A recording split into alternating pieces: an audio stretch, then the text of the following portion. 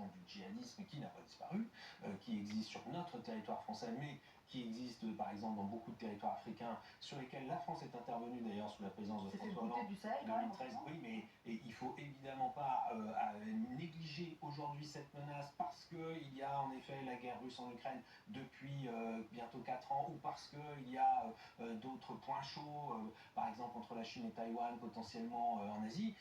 Il faut être conscient que face à toutes ces menaces au pluriel, il est nécessaire de remonter le niveau de défense et c'est ce qui est fait. D'ailleurs, ça traverse, je pense, ça avait commencé sous François Hollande, ça se poursuit avec Emmanuel Macron, et c'est un des sujets sur lesquels, je crois, à l'Assemblée nationale, on arrive encore à trouver une majorité assez large, et tant mieux. Mais il faut quand même redire une chose, l'objectif de Vladimir Poutine, quand il a lancé la guerre il y a bientôt 4 ans, c'était de foncer sur Kiev pour prendre le contrôle, non pas forcément de l'ensemble du territoire ukrainien par la Russie directement, mais d'avoir un gouvernement ami en Ukraine, comme il y a par exemple en Biélorussie, et ça, il n'y est pas parvenu. Hein, il ne faut pas l'oublier, au bout de 4 ans de guerre, il n'y est toujours pas parvenu. Et ça, on voit bien que c'est pas parce qu'il y aurait une guerre qui durerait encore 4, 5 ans que cet objectif serait forcément atteint. Et pourquoi? Parce qu'il y a quand même eu des aides occidentales à l'Ukraine, parmi lesquelles les aides européennes et aussi américaines.